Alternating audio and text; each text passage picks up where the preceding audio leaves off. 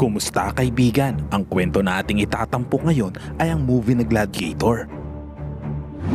Ngunit bago natin ito simulan, ay maaari ba akong makahingi ng pabor? Pakilike naman ang videong ito at pasubscribe na rin sa aking channel. I-click mo na rin ang notification bell.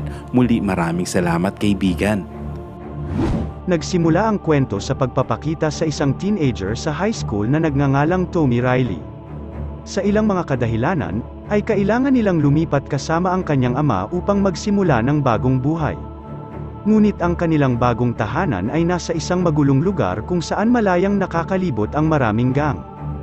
Nang magtungo si Tommy sa kanyang bagong paaralan, sinubukan siyang buluhin ng isang grupo ng mga teenager na malapit sa kanilang tirahan.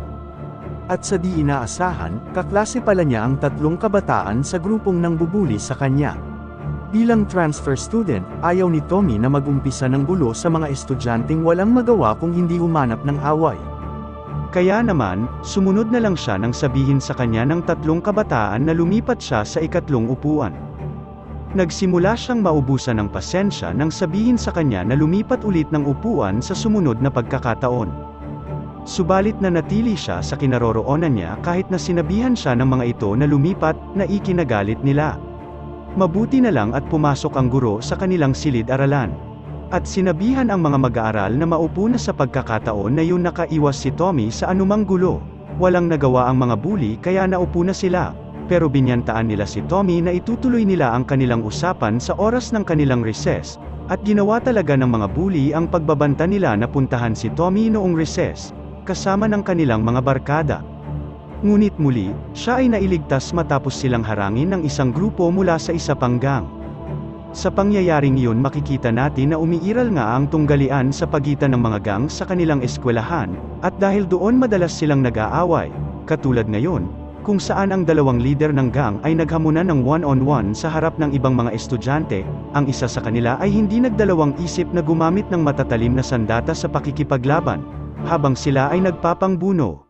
Dumating ang mga guro para patigilin ang estudyanteng nag-aaway. Para bang hindi pa sapat kay Tommy ang mga problema sa paaralan, dahil kailangan pa ring harapin ni Tommy ang mga nangungulekta ng utang pag-uwi niya. Sa katunayan, kinailangan nilang mag-ama na lumipat sa isang bagong bahay dahil ang kanyang ama ay lubog na sa maraming utang dahil sa pagsusugal magmula noong mamatay ang kanyang ina. At ngayon, dahil sa gulo ng kanyang ama, kailangang harapin ni Tommy ang dalawang debt collector na pumupunta sa kanilang bahay na may dalang baril. Sa kabutihang palad, hindi nila sinaktan si Tommy kahit konti, kaya pinagsabihan na lang siya ng mga ito na bayaran ang utang ng kanyang ama na 2 linggo na ang nakakaraan. Kinagabihan, nagising si Tommy sa pagbabalik ng kanyang ama. Talagang mabait sa kanya ang kanyang ama, dahil kinamusta siya nito tungkol sa kanyang unang araw sa kanyang bagong paaralan. Dito, pinili ni Tommy na magsinungaling at sabihing maayos ang lahat. Ngunit iba ang iniisip ng kanyang ama, dahil nararamdaman niyang may tinatago si Tommy sa kanya. Kaya napilitan si Tommy na sabihin sa kanya ang pagdating ng 2 debt collector sa kanilang bahay kaninang hapon, dahil sa sinabi ni Tommy. Ikinalungkot ito ng kanyang ama, at napagtanto nito na nagkamali siya at dahil doon naging magulo ang kanilang buhay, kaya naman nangako siya kay Tommy na aayusin niya ang lahat. At dahil sa pangyayaring iyon, naghanap ng trabaho ang kanyang ama sa syudad at maswerte naman itong nakapasok sa trabaho na may malaking sweldo, at kayang mabayaran ang kanyang mga utang at mapabuti ang kanilang pamumuhay. Sa kabilang banda, balewala kay Tommy na mamuhay ng mag-isa dahil nasa hustong gulang na siya at para na rin mapagaan ang problema ng kanyang ama, nagpasya pa siyang magtrabaho bilang tagahugas ng pinggan sa isang lokal na kainan na pag-aari ng mga magulang ng kanyang kaklase. Ngunit isang gabi, ang mga bully sa kanyang paaralan ay dumating sa kainan kung saan siya ay namamasukan, at kinausap siya ng mga ito na ipagpatuloy ang kanilang hindi natapos na usapan.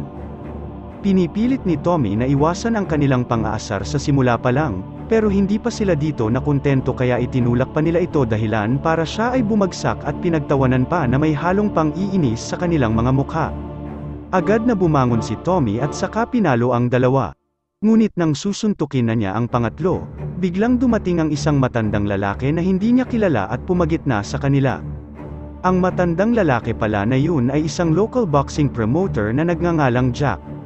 Sinasabi niya na gusto niya ang paraan ng pakikipaglaban ni Tommy at interesado siyang mag-alok sa kanya ng pagkakataong lumaban sa isang ilegal na underground boxing match, at handa siyang magbayad kay Tommy ng $600 kapag lumaban ito, na agad niyang tinanggihan. At sinabi ni Tommy na gusto niya na bayaran siya nito ng $1,250. At sinabi din ni Jack na makakahanap siya ng ibang handang magpabayad ng mas mababa kung ayaw niya. Matapos dumaan sa mahabang negosasyon, sa wakas ay pumayag si Jack sa mga kahilingan ni Tommy, nakipagkamay ito kay Tommy sa harap ng anak ng may-ari ng kainan na si Don. Kinabukasan, binisita ni Tommy ang illegal fighting site, kung saan ipinakilala siya ni Jack kay Noah, ang lalaking magsasanay sa kanya at mag-aasikaso sa lahat ng kanyang pangangailangan habang nandoon siya. Isa sa mga unang payo ni Noah ay ang laban na kanyang lalahukan ay magiging parang digmaan, walang fairness sa ring, maging ang mga manunood ay walang pakialam dito.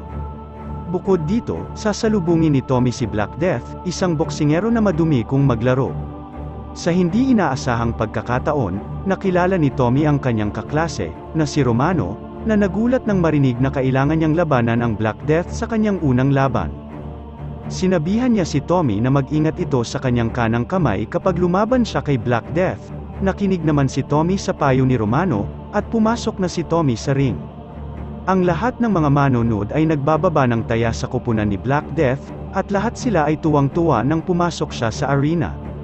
Totoo pala ang sinasabi ni Noah, marumi maglaro si Black Death. Dahil sa umpisa pa lang ng laban makikita ang pagsiko ni Black Death kay Tommy, dahilan para dumugo ang gilid ng kanyang noo. At hindi yun tumigil doon dahil sa sumunod na pangyayari, buong lakas niyang pinatamaan ang tagiliran ni Tommy. Ngunit, kahit na gumawa ng maruming paraan ng pakikipaglaban si Black Death, hindi pa rin ito pinansin ng referee. Kung tutuusin, lahat ng iyon ay pinapayagan sa illegal boxing arena. Ngunit pagkaraan ng ilang sandali ng kanilang labanan, si Black Death ay nagsimulang mapagod. Sa sitwasyon na iyon ni Black Death, sinamantala ni Tommy na atakihin ito ng magkakasunod na suntok na nagpabagsak sa kanya. Sa huli, nanalo siya sa kanyang unang laban, at ito ay hindi inaasahan ng mga manonood, kaya hindi makapaniwala ang mga mananaya, at namumuhunan sa kanilang nakitang laban, habang itinataas ni Tommy ang kanyang mga kamay sa kanyang pagkapanalo, lahat naman ng mga manonood ay nagsasaya at nagdiriwang. Kinabukasan, inimbitahan si Tommy na makipagkita sa amo ni Jack, na si Mr. Horn, para sa bayad nito sa naging laban niya. Pero tila, nagustuhan ni Horn kung paano siya nakipaglaban kagabi. Kaya inalok niya si Tommy na lumaban para sa kanya, ngunit tinanggihan ni Tommy ang alok dahil $1,250 lang ang kailangan niya, walang labis at walang kulang. Nagdaan ang mga araw, nag-cruise ang landas nila ni Don. Bakas sa mukha niya na dismayado ito nang malaman na pinili ni Tommy na maging isang ilegal na boksingero. Ngunit nakahinga ng maluwag si Don matapos marinig kay Tommy, na minsan lang itong lumaban sa ring, dahil sa walang interes ito maging isang full-time na boksingero. Ngunit nagbago ang lahat nang humiling si Jack kay Tommy na makipagkita muli kay Horn mamayang hapon, matapos ang kanilang usapan. Inamin ni Horn na ang dalawang debt collector na nagpupunta sa bahay nila Tommy ay kanyang mga tauhan, at ang masaklap nito, nagsimulang magsugal muli ang kanyang ama na kamakailan lang ay lumaki ang utang sa $15,000, pero may solusyon si Horn para madali niyang mabayaran ang utang ng kanyang ama. Kailangan lang ay maging boksingero niya si Tommy sa mga iilang laban nito. Gaya ng inaasahan, tinanggap ni Tommy ang alok na bayaran ang utang ng kanyang ama, sa pamamagitan ng pagsali niya sa boxing sa kupunan ni Horn. Habang naglalakad pa uwi si Tommy, hindi sinasadyang nakita niya ang kanyang kaklase na si Lincoln, na hinahabol ng mga miyembro ng gang, nagpasya siyang tulungan ito, ngunit dahil mas marami sila, napilitan silang tumakas mula sa mga miyembro ng gang na patuloy na humahabol sa kanila. Matapos makatakas ng dalawa sa paghabol ng mga gang, sina Tommy at Lincoln ay nag-usap, at inamin ni Lincoln na mayroon na siyang asawa at mga anak sa kabila ng kanyang murang edad. Kaya naman pinili niyang kumita ng pera para maitaguyod ang kanyang pamilya sa pamamagitan ng pagsali sa illegal na boxing, tulad ni Tommy. Kinagabihan, nagpasya si Tommy na panuurin ang laban ni Lincoln, kung saan ang kanyang bagong kaibigan ay tila nalulula sa kanyang kalaban, na mas malaki sa kanya, ngunit sa huli, nagwagi si Lincoln at nanalo sa laban. Sa puntong ito, hindi na napigilan ni Tommy ang kanyang curiosity tungkol kay Horn. Kaya, pagkatapos panoorin ang laban ni Lincoln, pumunta siya sa bahay ni Noah at tinanong niya ito tungkol sa background ni Horn. Lumalabas na dating boksingero si Horn at nanalo pa siya ng World Heavyweight title. Ang nakakapagtaka pa ay isang beses lang siya natalo sa kanyang boxing career. Ang pagkatalong iyon ay agad niyang sinubukang bawiin sa isang rematch. Sa laban na iyon pinuruhan niya ng panghabang buhay na injury ang kanyang kalaban. Ngunit sa huli, kahit nakahanga-hanga kang boksingero ay kailangang magretiro din, ito ay matapos siyang magkaroon ng injury sa binti, at dahil na rin doon marami beses siyang naoperahan, ngunit noong pagaling na ang kanyang binti, doon na rin natapos ang kanyang golden age bilang boksingero. Masyado na siyang matanda para muling sumabak sa ring, kaya nagpasya siyang maging isang boxing promoter. Isang trabaho na maaaring magdulot sa kanya ng maraming pera nang hindi nag-aalala tungkol sa injury ng kanyang binti. Ilang araw ang lumipas mula nang dumating si Don sa bahay ni Tommy, habang siya ay nagsasanay. Nag-aalala siya dahil hindi siya pumapasok sa paaralan nitong mga nakaraang araw. Sa pagkakataong iyon ay ibinulgar na ni Tommy ang mga problemang kinakaharap niya at ng kanyang pamilya, at kung paano siya pinilit na lumahok muli sa larangan ng iligal na boxing. Sa kabutihang palad, naiintindihan niya ang kanyang sitwasyon, at naging malapit pa sila. Mas naging maayos ang buhay ni Tommy simula noong pumasok siya bilang isang ilegal na boksingero. Magmula noon palagi nang sinasamahan ni Don ang mga aktibidad ni Tommy, at doon ay nagsisimula na din na makilala nila ang isa't isa. Kasabay noon, naging kaibigan na rin ni Don sina Romano at Lincoln, at araw-araw palaging magkakasamang nagsasanay si Tommy at ang kanyang dalawang kaibigan, pati na rin sa mga oras na sila ay naglilibang. Ngunit isang gabi, sa araw ng laban ni Romano, may hindi inaasahang trahedya ang nangyari sa kanya. Noong gabing iyon, nakikipaglaban siya kay Shortcut, isang boksingero na mas mababa ang ranggo sa kanya. Kitang-kita kung paano lumalamang si Romano sa kanilang laban, ngunit nang pumasok ang laban sa ikalimang round, palihim na naglalagay ng liquid si Shortcut sa kanyang boxing gloves. Nang magsimula muli ang laban, nilak ni Shortcut ang leeg ni Romano para malanghap niya ang liquid na nilagay niya sa kanyang gloves, at pagkalas niya sa pagkakahawak niya kay Romano, agad na nanlabo ang paningin nito kaya hindi na siya makalaban ng maayos. Sinamantala ni Shortcut ang pagkakataong ito, nabugbugin ng husto si Romano. Kahit na puno ng dugo ang mukha ni Romano, ayaw pa rin niyang itigil ang pagsuntok dito, at kitang-kita na nag-e-enjoy siya kung paano niya pinahihirapan ang kanyang kalaban. Si Tommy mismo ang nakasaksi sa lahat ng ito mula sa gilid ng ring, at nang hindi na niya matiis na makita ang mga nangyayari, kaya naman, dahil tila walang intensyon ang referee na ihinto ang laban, tumakbo siya sa bell at pinindot ito. Napilit na pinapatapos ang laban sa oras na iyon, ngunit sa puntong ito, nakahiga na si Romano na walang malay sa sulok ng ring. Pag-uwi niya, si Tommy ay nakatanggap ng tawag mula sa kanyang ama, na para bang walang problema o mali na nangyayari. Tinanong lang niya kung kamusta si Tommy at sinabing maded-delay ang kanyang pagbabalik dahil mayroon siyang importanteng kailangan tapusin. Kinabukasan ay binisita ni Tommy si Romano sa ospital, kung saan malungkot itong tinitignan ng kanyang kaibigan na nakahiga pa rin at walang malay. Idineklara ng mga doktor na brain dead na ito, nang dahil sa nangyari kay Romano, hindi hahayaan ni Tommy na hindi maipaghiganti ang kanyang kaibigan sa gumawa nito sa kanya, at sa matagal na pag-aantay ni Tommy, dumating na ang pagkakataon para ipaghiganti niya ito, dahil sa wakas ay makakalaban na niya si Shortcut sa ring. Muling, sinubukan ni Shortcut na gawin ang kanyang dirty trick kay Tommy, ngunit sa pagkakataong ito, hindi umubra ang kanyang pandaraya kay Tommy, nang mapansin nito kung paano siya maglagay ng liquid sa kanyang boxing gloves sa naging laban nila ni Romano. Sa pagkakataon na iyon nagdesisyon na din si Tommy na magkaroon ng maruming aksyon laban kay Shortcut. Doon ay inihampas niya ito sa ring at napaungol siya sa sakit bago nagpaulan ng walang humpay na suntok, at sa wakas ay nanalo si Tommy sa laban nila sa unang round. Sa pagkawala ni Romano, ang tanging malapit na kaibigan na lamang ni Tommy, na natitira ay si Lincoln, ngunit may nangyari kay Lincoln habang ito ay nagsasanay, nang hinabigla ang katawan niya, at natumba siya sa di malamang dahilan, at ang nakikita lang na rason ay noong nakaraang linggo.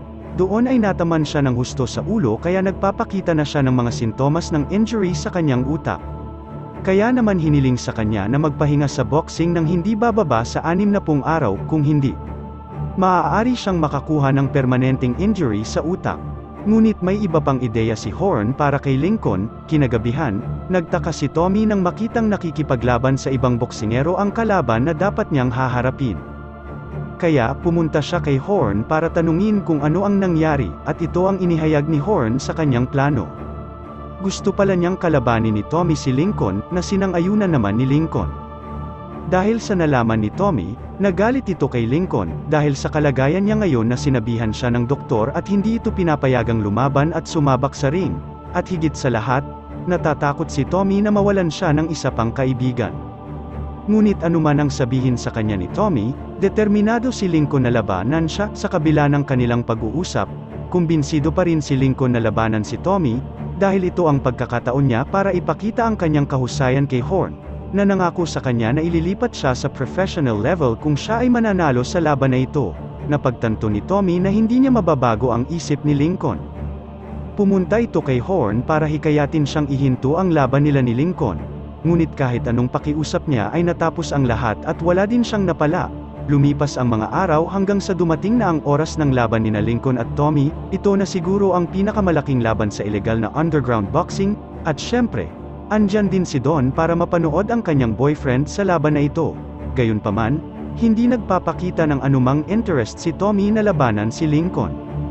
Sa sandaling tumunog ang unang round bell, pinaulanan ni Lincoln si Tommy ng mga suntok. Sa kabilang banda, si Tommy naman ay patuloy na sinasalag ang suntok ni Lincoln, at ni minsan ay hindi niya ito inatake. Kahit na pinatumba na siya ni Lincoln, ang mga ginagawang pag-iwas ni Tommy ang lalong nagpagalit kay Lincoln. Kung magpapatuloy ang laban sa ganun, tiyak na hindi sila babayaran ni Horn. At alam nilang hindi magugustuhan ni Horn kapag nanonood siya ng boring na laban. Maging ang mga manonood ay pareho niya na hindi gusto ang boring na labanan. Kaya naman, sa halftime sa second round, binantaan ni Horn si Tommy sa pamamagitan ng paghawak kay Don, na sinabing magagawa niya ang lahat ng gusto niya sa kanya kung hindi lalaban si Tommy ng seryoso at maayos. Ngunit anuman ang dahilan, hindi maaring tamaan ni Tommy si Lincoln dahil ang isang tama lamang sa kanyang ulo ay maaaring maging dahilan o sanhi ng kanyang pagkamatay. Kaya naman, sa kasiyahan ni Horn at ng mga manunood, pinili niyang suntukin si Lincoln sa katawan sa buong round nila. Sinusubukan niyang hikayatin si Lincoln na itigil ang walang kwentang laban na ito, at sinabi din niya na kahit mamatay ang isa sa kanila, walang pakialam si Horn. Ang tanging iniintindi niya lang ay ang pera, ngunit tumugon si Lincoln sa lahat ng kanyang mga salita sa pamamagitan ng paghampas sa kanyang ulo.